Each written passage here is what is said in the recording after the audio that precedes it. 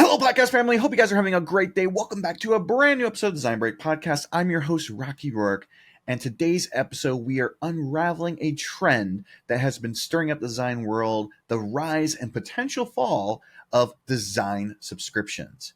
It's a journey from a celebrated innovation to a subject of intense debate within the creative community. For me, I was super excited about it. Now I am seeing it for what it is, and I'm hoping to share that with all of you today. So picture this. You're a designer or a studio owner in 2023. That's right now, or potentially that was the last year, depending on when you are listening to this.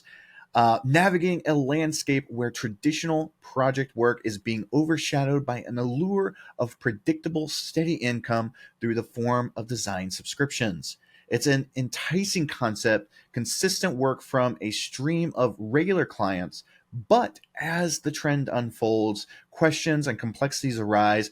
Today, we are going to dissect this model even further, scrutinizing its impact on the creativity, client relationships, and the sustainability of design business. Now, I'm going to bring back something for this episode, something that we kind of have cut back on recently, and that is the listener of the week. And this listener of the week is Jonathan Beal. Okay, I know for a fact I'm probably saying your last name wrong, man. I really appreciate it.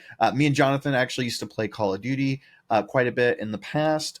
Thank you so much, Jonathan, for listening, for engaging with us on Twitter. And if you would like to be a listener of the week, all you have to do is engage with us on social media, whether it's Twitter, Instagram, YouTube, or the best part, if you could leave a comment or review on Apple Podcasts or wherever it is that you get your podcasting fix.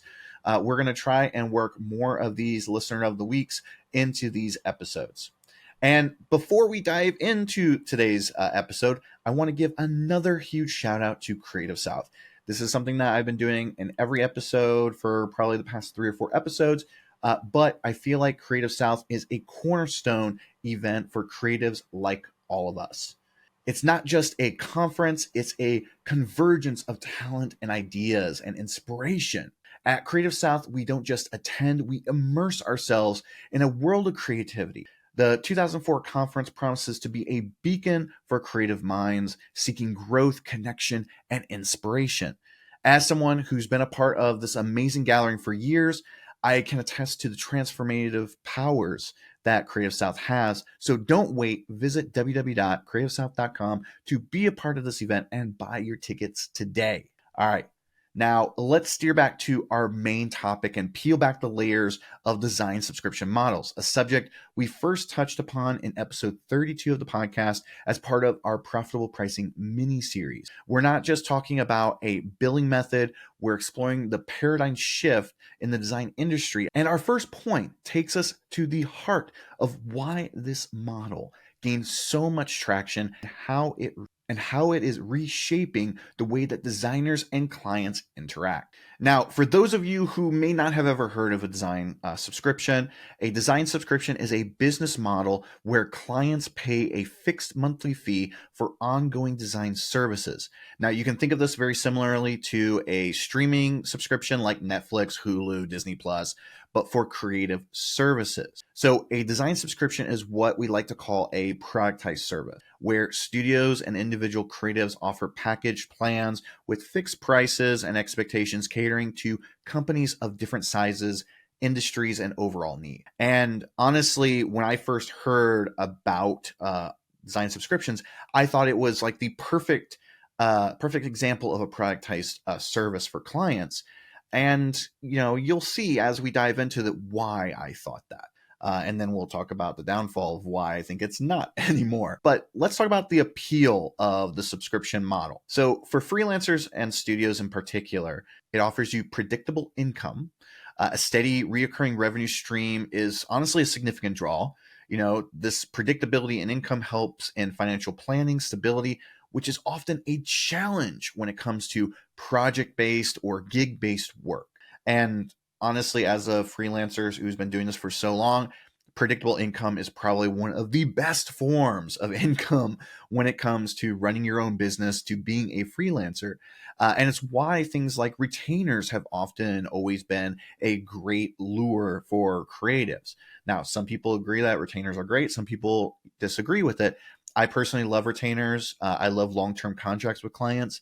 And so design subscriptions was like another version of that with completely different set of guidelines. And the next allure is client retention. The subscription model fosters long-term relationships with clients. This can reduce the time and the resources spent on constantly acquiring new clients. As we've always heard across many different industries, acquiring a new client takes so much work than to keep an existing client. And so having a design subscription means that you have a client that continuously is bringing work to you every single month, who's constantly paying a monthly fee. And so you don't have to necessarily go out and retain new clients. Now, sometimes you will want to as you're building your business. The next allure is efficiency in workflow. Working with a regular set of clients allows better understanding and streamlining of work processes, which can increase efficiency and productivity.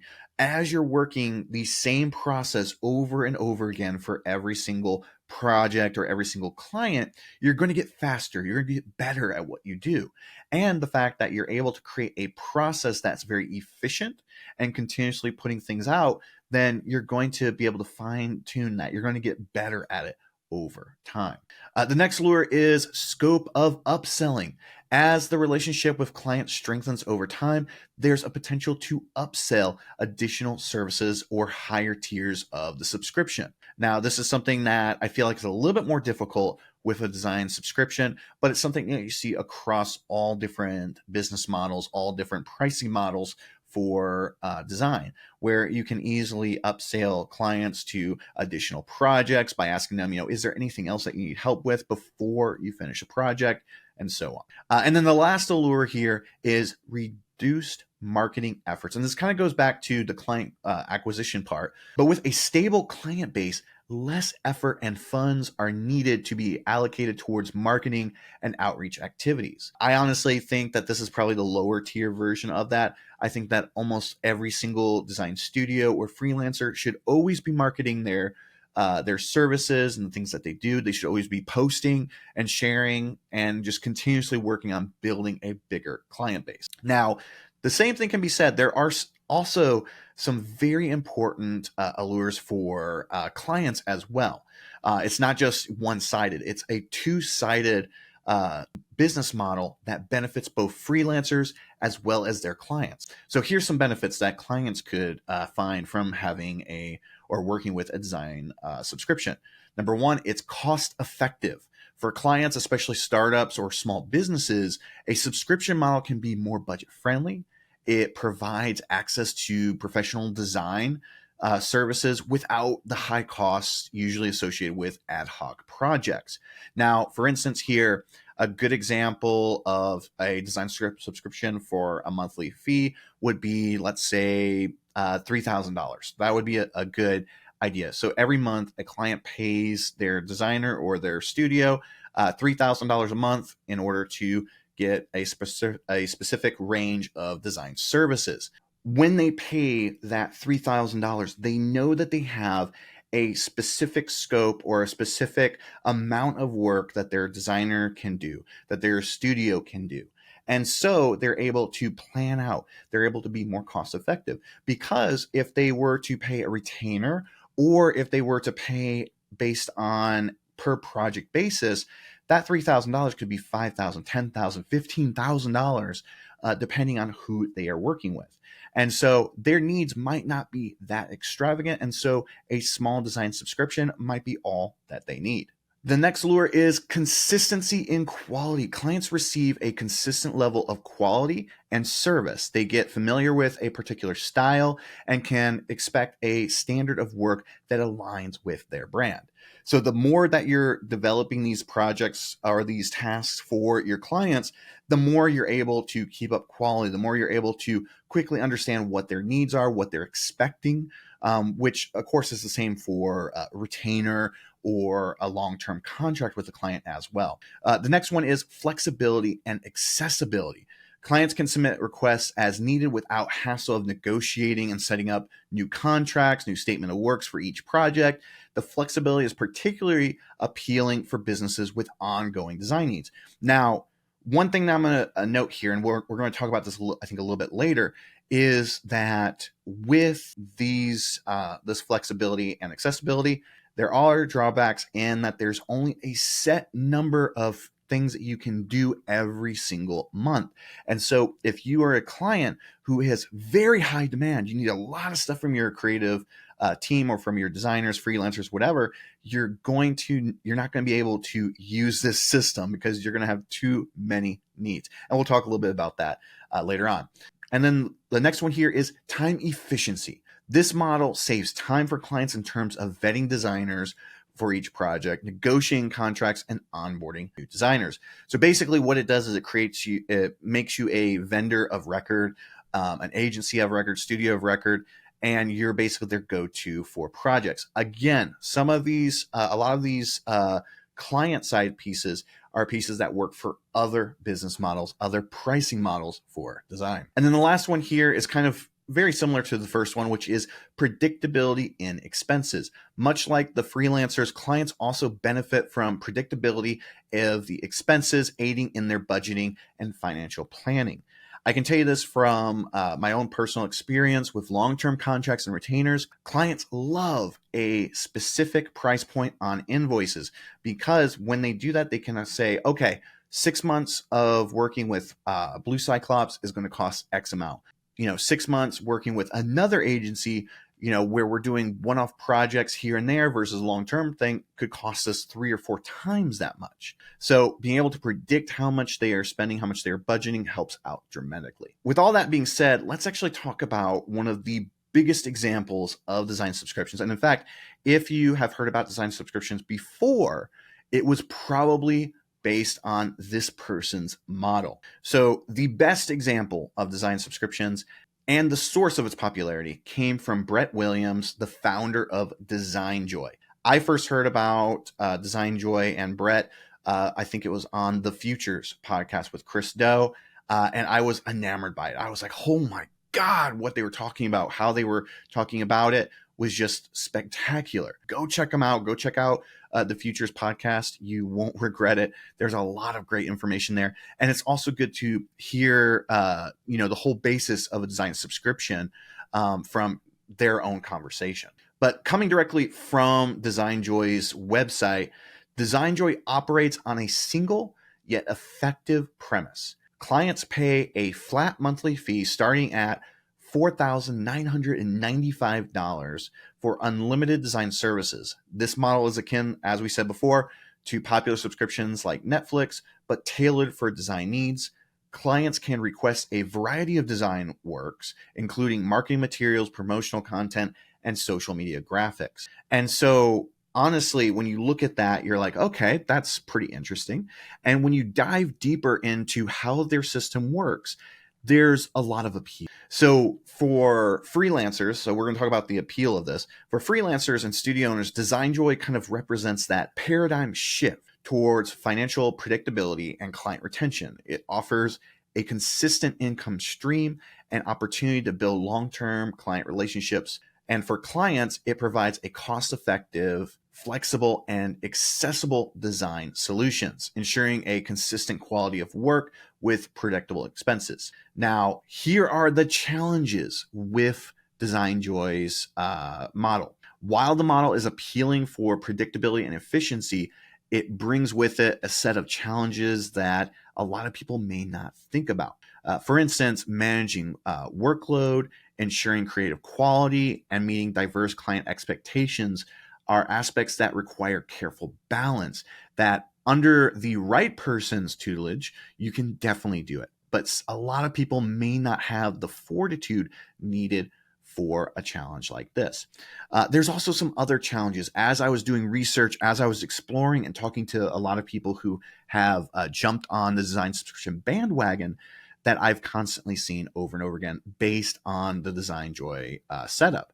Now, I'm not saying that this is a problem for Brett at Design Joy. I'm saying that this is a challenge that I kind of perceive could happen for somebody else. The number one thing that I found was that, in his own words, talking about how he started with the design subscription, it wasn't something that happened overnight. It wasn't something where, okay, all of a sudden one day I switched to a subscription model, and next thing I know, I was making $500,000 or $1 million+ on design subscriptions per year. Instead, it was something that took him, I believe he said, 7 years in order to get to this point. And that the main reason why was during the pandemic, when people needed cheaper resources, they needed those lower budgets, and so they were more appealed for a design subscription. That is one of the biggest problems. The biggest problem is a lot of people think that's a light switch that you can just flip and start doing a design subscription, and you'll have tons of clients clamoring at your door. Unfortunately, it is not that. Unfortunately, there is pitfalls. There are different things that could happen. And there's also the possibility that no one will be knocking at your door. Now, I'm not saying that that's how it would be for everybody who follows the Design Joy method. I'm saying that that is definitely something to be cautious about when it comes to design subscriptions. The other problem that I saw, and it was something at first that was very appealing to me as a freelancer and a business owner, was the structure in which he handles his projects, or way that Design Joy handles their projects. And that is that every single client, they can request as many designs or projects or tasks as they want, but they only tackle them one at a time. Now, when I first heard this, I was like, that is a really cool idea. Okay, so they can, submit as many as they want, but working on them only at one time. And so what can happen is you have this giant backlog of tasks, but you're only working on one at a time, and then, only switching to the next one once you complete it. Now, for those of you who have worked in-house at startups, or you have worked with a lot of startups as clients, you've had retainer clients, you'll know that a lot of times there is probably you're working on 3 or 4 projects at once. A lot of these startups, they are working at breakneck speeds. And so sometimes you'll have situations where you're going through revision after revision after revision, and you have to, at the same time, be working on 2 other projects. So in those situations, for those specific clients, a design subscription will not work. I could easily see too that if people aren't carefully looking at the process or understanding the process during the onboarding phase of a design subscription, that it could easily create some angry clients, especially at the start of working with a design subscription model. So definitely something to keep in mind there. All right. Also, just want to say a quick little caveat. I'm not putting down Design Joy or Brett at all. I'm just giving you some honest thoughts that I had as I looked at these models. These thoughts and reactions, they don't reflect negative on Brett or Design Joy at all. I think honestly, what he is doing is really inspirational. I am just offering you some thoughts on why I think that you might want to be cautious before you make a jump into switching to a design subscription. It's okay to probably start offering a design subscription in addition to your current offerings, but I wouldn't jump into it full force and make it the only offering that you have for clients. All right, so let's actually talk about the rise in popularity with design subscriptions. Why were design subscriptions becoming more and more popular? You were seeing them popping up all over the place on Twitter. Everybody was switching to this model, and honestly, the main reasons were, growing demand for continuous design services and support from clients. Clients who are looking for things like this. They might not want the traditional retainer model or have a lengthy contract, so they wanted to keep their options open. The economic fluctuations and shrinking budgets for clients. In 2023, everybody was afraid that a recession was going to hit. Inflation was at an all-time high. And so a lot of people out there were getting really scared, which honestly, I was too. But for freelancers too, probably one of the biggest things was enhanced client retention and continuous income. Both of these were very important for freelancers, especially going into a time where we were all scared what was going to happen economically. Being able to have, clients stay with you for a long period of time and having continuous income is definitely a huge reason why design subscriptions became so popular. But the other thing, and the last thing that we'll talk about right here, is the fact that it was scalable for both freelancers and their clients.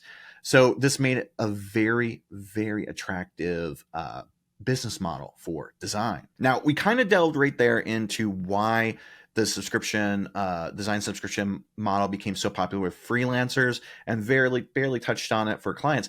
Let's actually talk about the market influences, the things that clients were looking at that were really helping to cause such a popularity in signing up for design subscriptions. So the first thing is, preference for cost-effective solutions. Amid the economic uncertainties that we just discussed, many companies sought more budget-friendly solutions, for the design needs. Design subscriptions offered a cost-effective alternative to hiring full-time designers or contracting multiple individual projects, appealing to budget-conscious clients. Budgets were probably the biggest reason for a lot of clients switching over to finding design subscriptions. And I'm honestly curious. I wish the one thing that I could do is talk to some of these clients who made the switch and find out if it was something that they were more happy with than their previous design experiences, or the ones who quit using design subscriptions, who realized or who thought didn't like what they were seeing with them or how they worked. So I would love at some point for us to hopefully find someone out there and maybe interview them for the podcast that kind of talks about that. The next thing is demand for agile and flexible services. And this is some of the stuff that we discussed in the previous section. So the dynamic nature of the digital market meant businesses had to be agile and responsive. And with that, clients preferred flexible design services that could adapt quickly to changing market trends and business needs, which subscription models were a well-suited service to provide. A lot of them needed to be able to pivot at a moment's notice, especially younger startups where they're just trying to figure out what's working, what's not, where they have to switch from going from one marketing campaign to the other. They had to switch their lead gen systems. They had a lot of different things going on. And especially we saw in 2023 that there was a lot of changes going on in many different spaces. And so this then goes into the preference for predictable spending. Companies, especially those in growth of scaling phases, like the younger startups who are going through Series A or Series B funding, they favored predictable spending models. Design subscriptions with their fixed monthly fees allowed for financial planning and control over expenses. Just like with retainers and long-term contracts, these are things that a lot of clients tend to gravitate towards more than just having one-off projects. And honestly, it's the reason why with a lot of my clients, I tend to try and put them onto a long-term contract or retainer model, because that way we are able to help their needs within staying in X amount of hours versus staying within, X amount of tasks. Now, the last one we're going to talk about with this is the value for continuous improvement and iteration. Modern businesses, particularly in the tech and digital sectors, valued continuous improvement in their products and services, regular design updates, iterations. A feature of design of subscription services aligned with this philosophy. This is something that I've seen year in, year out when it comes to a lot of startups, is they don't necessarily want to just create one thing and stick to it, especially when it comes to marketing. One thing with Blue Cyclops is we focus a lot on working with marketing teams and marketing departments at startups. And the thing that we see constantly is that marketing teams don't just want to stay in one place. They want to pivot. They want to change. They want to iterate and evolve. With one of our clients, even right now, we have been working with them on updates to their website. And instead of focusing on creating all the pages at once, we've gone through multiple layers of revisions, as we go from one group of pages to the next, we try and push the envelope. This is something that we wouldn't normally do or normally suggest to clients, but this is something that we see that this particular marketing team and this particular web team wants to do. And so these philosophies are different for everybody. And so with design subscriptions, they saw the value in being able to continuously have someone working and improving upon their designs. Now, even for myself, I considered opening up a second branch of Blue Cyclops as a design subscription. It was something I contemplated. It's the reason why I know so much about this space, why it was so popular, why it attracted so many freelancers and so many clients to. But ultimately, what I decided was that the cons outweighed the pros way too much. In fact, I went through and I had a couple of discussions with people who had design subscriptions. I went through and audited probably a dozen design subscription websites, including DesignJoy, trying to figure out how they worked, how their processes worked, how they worked with their clients. And in that time where I was auditing all of these sites, all of this information, I quickly realized that there were a lot of holes. There was a lot of things from my own personal experience, both working as a freelancer for agencies, working for a freelancer in-house, and also working in-house, that I was like, something's not quite working here. Something isn't quite right. And so I realized that instead of design subscription, it was probably best to stick to what we are currently doing. Now, in the future, could I decide to offer a design subscription? That's a very good possibility.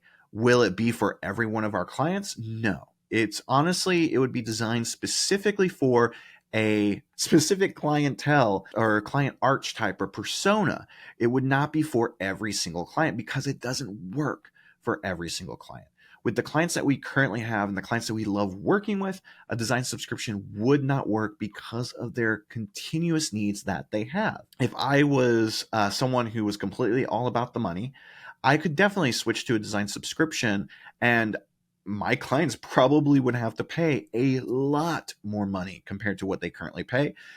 And honestly, they probably would not be clients of mine for very long. So for me, it was a no-brainer that a design subscription, at least for now, does not make sense for me and my business. So we kind of talked about, what a design subscription is, the rise in popularity of it.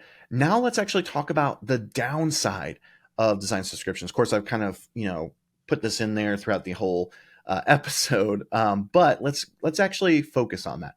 Let's focus on what is the downside of design subscriptions. And let's start with the downsides for freelancers and business owners. So the biggest downside, as I discussed earlier, is the initial client acquisition. Acquiring your first clients and adding new ones can be very challenging and take a long period of time. With DesignJoy's example, as I said earlier, Brett founded his company in 2017, which I believe is 6 years, actually 6 years, not 7, 6 years ago. And it wasn't till during the pandemic, 3 years later, 3 or 4 years later, that it really began to take off. Now, I'm not saying that's how it would be for everyone. I'm not saying that that everyone's going to have the exact same experience as Brett with DesignJoy. However, it is an important thing to discuss. It's something that is talked about in the Futures podcast, but in other interviews, we don't hear so much about how long it took before DesignJoy took off. And so it's very important that we consider that it took a long time. It took 3 to 4 years before the design subscription started to really grow. Now, if you are a freelancer or a studio owner who just started, a design subscription may take a while to grow versus someone who is established, who has clientele, who has a strong network that they can reach out to. So I would definitely hesitate to suggest having a design subscription, especially when it comes to those initial client acquisitions. The next thing is onboarding new clients.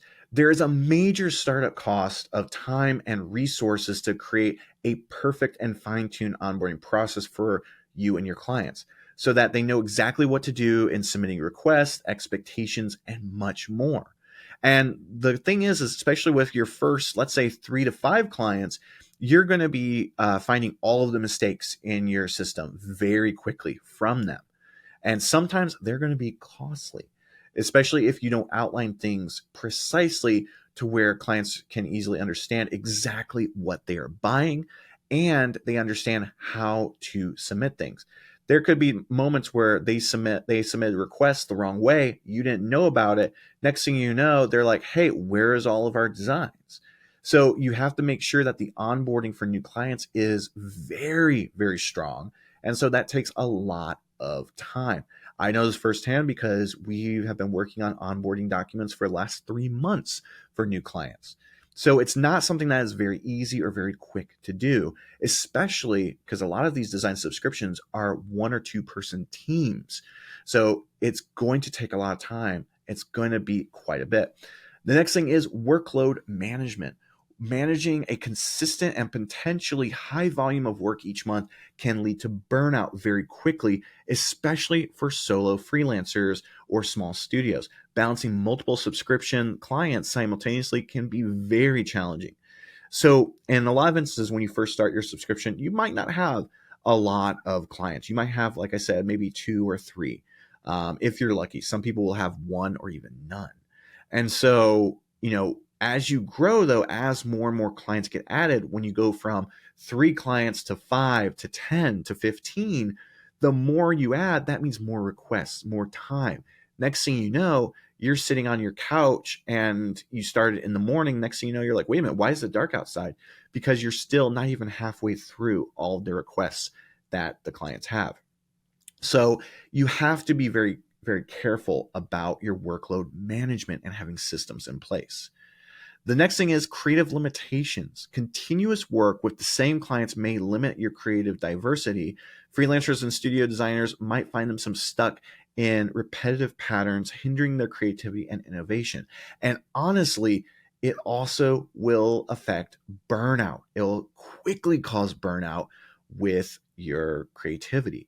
The fact that you're constantly having to be on, your brain is constantly having to be thinking about what you have to create, how you're going to create it, and everything. It can be very tiring and it can really affect your whole mindset.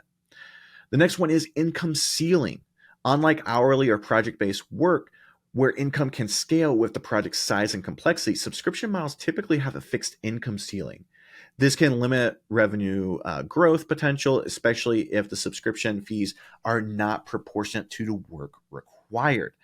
And so this, again, there's so many different things that can go into this, so many things that you have to consider and change.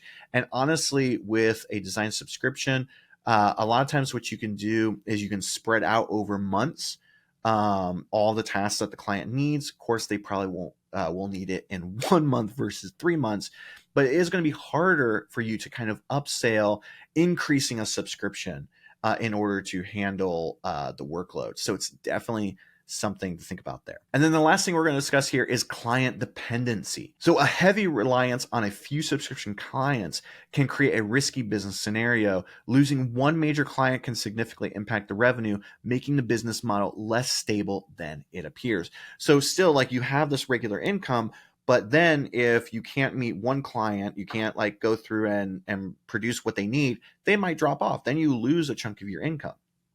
Same issue can happen with retainers and long-term clients or long-term contracts.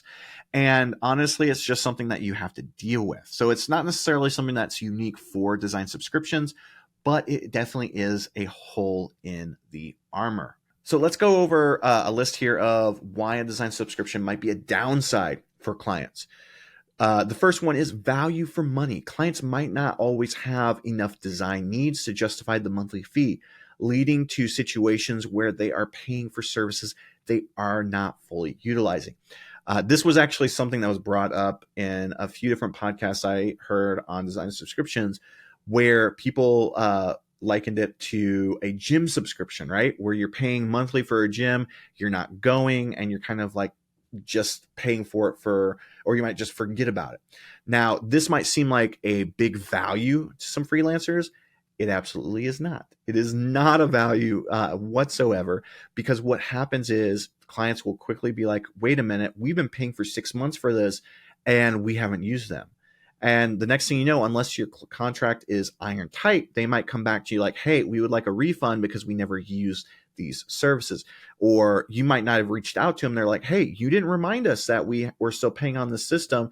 We want our money back. And guess what? Some clients, their lawyers are way bigger than the ones that you have or that you may hire. So it is definitely a scary situation. The next one is flexibility concerns. While subscriptions offer some flexibility, clients might find themselves locked into contracts that don't perfectly align with their changing needs or prefer a more project-specific approach. The other thing too is with flexibility is that model of working on one task at a time. Like I said before, a lot of clients have so many things that they need help with at once. And so tackling one task at a time may not be very beneficial. The next thing is lack of personalization. In some models, especially those handling high volume of clients, there's risks of standardization, less personalized services, and clients might feel their unique brand needs are not being thoroughly addressed. Definitely something that can freak clients out very quick. But probably one of the biggest things, biggest issues here that can happen with design subscriptions is lack of collaboration. Some clients prefer collaborating closely with their designers so that they can come to solutions quickly together. With this model, collaboration can be very limited or even almost non-existent. A lot of people who have design subscriptions, probably the thing that really drove a lot of designers to look at design subscriptions was the fact of a lot of people talking about having no meetings whatsoever with their subscribers. So for instance, everything would be handled through a Trello board or Notion or some other project management software, and there would be no need for meetings. They would handle everything with Loom videos or with email discussions, Slack discussions, or even directly just in something like Trello. And honestly, a lot of clients that I've seen over the years, they would flip about that. One of my favorite clients that we work with, they are constantly very big on collaboration. In fact, in this situation, we tend to jump on calls quite a bit with them and do live collaboration sessions where we are in the design files, designing together, trying things that they suggest. And some people see that as micromanagement. Some may see that as bad practices for designing. Honestly, with this particular client, that is the perfect situation because it allows them to see what works and what doesn't. They might have some ideas on the fly. And honestly, it's been a blast working with them in that capacity. Now, will I do that for every client? No. Should you do it for every client? No. But you can see here how that collaboration really helps in this next point, which is with a design subscription, it's very hard to build relationships versus what I was just talking about. That is a perfect relationship builder. There's a lot of collaboration, there's communication, and honestly has made not them, but us a very strong partnership that hopefully will continue for years and years down the line. Now, in this arrangement with design subscriptions like this, most communication is faceless. And so it's harder to build rapport with your clients or them with you. So again, we're talking about communication here. Communication, as the whole reason why we did I think a big mini series on it, is that it helps to create the best relationships, the best partnerships with your client.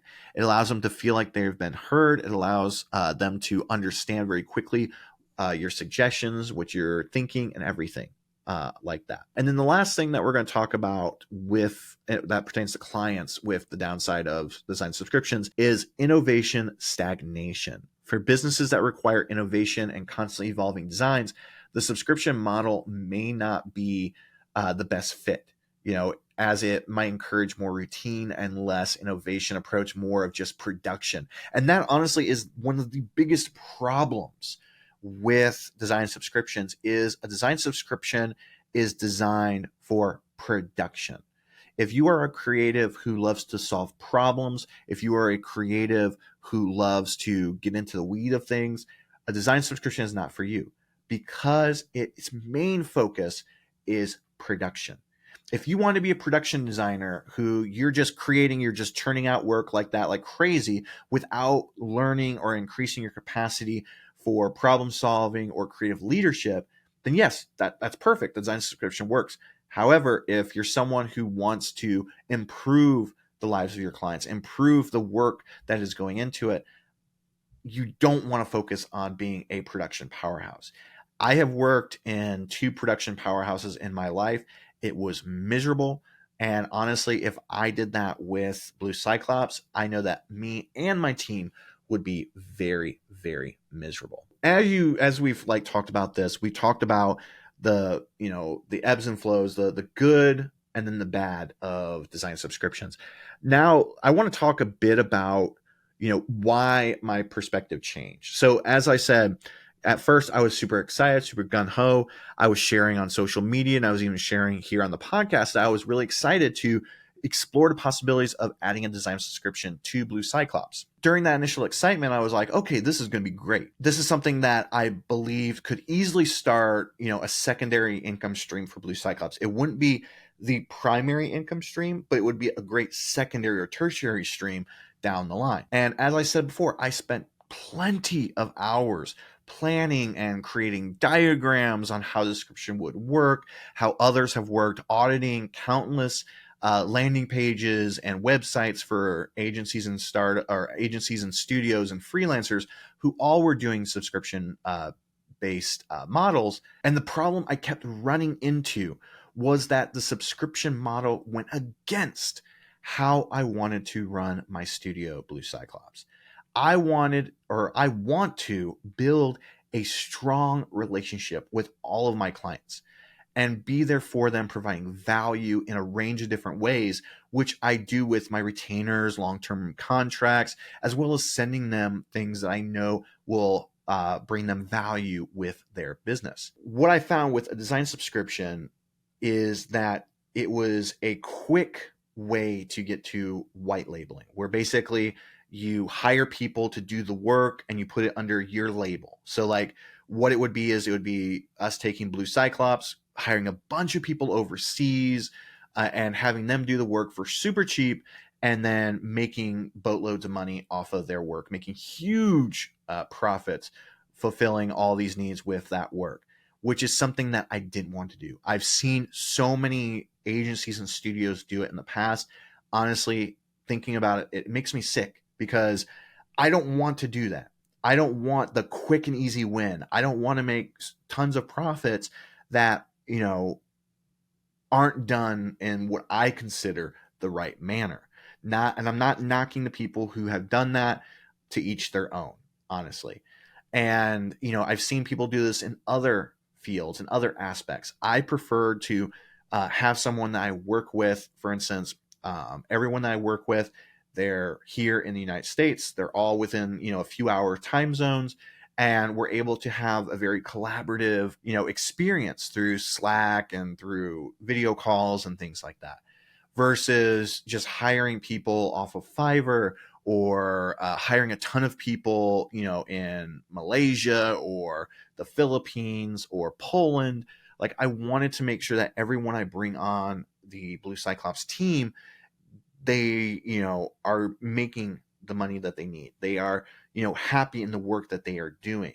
And so that was something that was a huge difference for me. But probably the biggest turning point for me was when I started to see throughout the design community, there were a few instances. I'm not going to say there was a ton of these happening, but there was a few instances where studios and agencies, both big and small, who completely pivoted their business model to a subscription, and they laid off creatives in the process. There were a few instances, I'm not going to name names because I'm not going to get political or anything like that, but there were a few instances where studios were laying off their entire teams and switching to this model. And honestly, to me, that was a kick in the face to the creative community. I don't believe that's something that is a smart move in the long run. And I feel like it's completely disrespectful to everything that we are doing as a creative community. The more that I looked at the pioneers of the subscription model, the more I realized I didn't want to be like them as a business owner, as a creative. And so as we look at this all as, one big picture, like I said, many design subscriptions are focused on pure production. There's less personal touch, less of relationship growing, less of innovation, problem solving. And as I shared before in previous episodes of the podcast, it's my goal to create a solid, genuine relationship with my clients and others in the design community. It's why I put out this podcast. As of right now, I don't get paid to put out this podcast. I pay everybody out of my own pocket, but I pay probably close to over $500 every single month to be able to put out this podcast. And if I'm investing this much into the creative community, why would I do something that I found was detrimental to the creative community? So I feel like this is something that will set myself, my business, and others like me from apart from those who are focusing on design subscriptions. And that's, again, my own personal opinion, and I don't mean it to be negative or detrimental to anyone else out there, especially those of you who decide or have decided to build design subscriptions.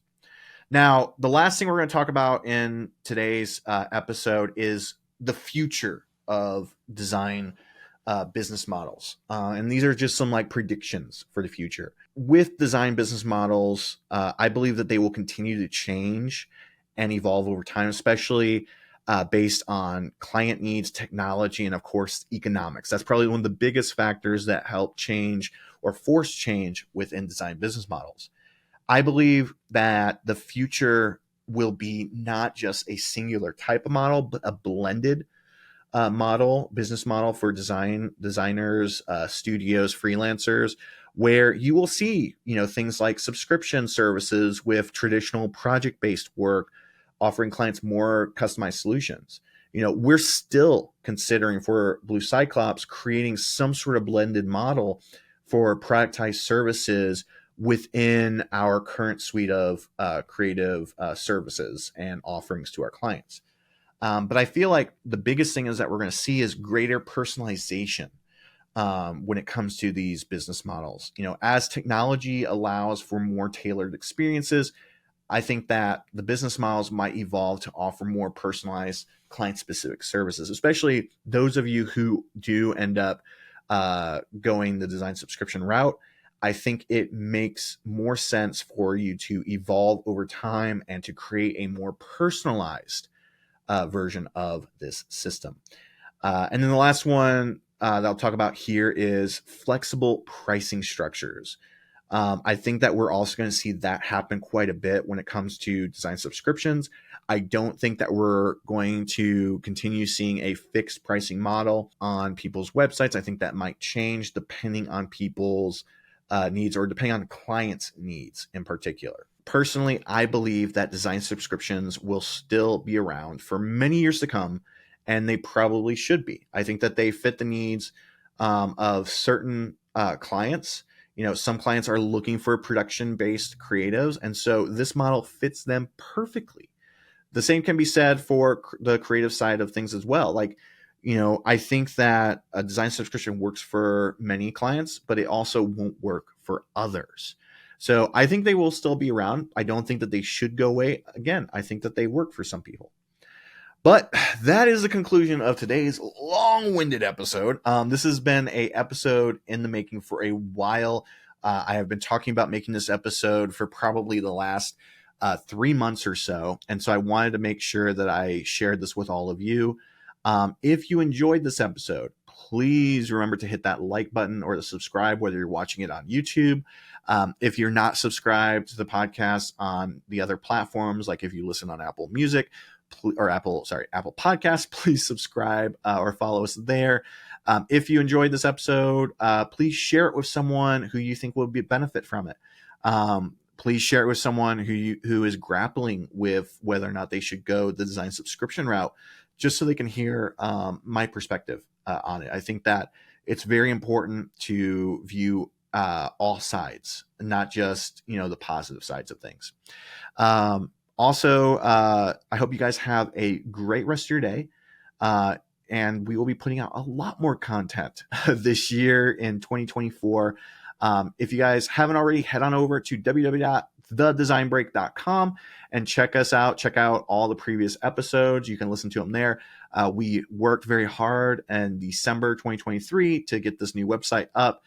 Big shout out to Chris Cannon for all of his hard work on all of this, as well as Joel Anderson for all of the amazing graphics. And as always, my amazing content editor, Deanna Chapman, for all of her hard work in editing this episode, getting it up to all of you. All right, that's it for me today. Hope you guys have a great rest of your day. And always remember to stay passionate, stay positive, stay creative. That's it for me. Bye.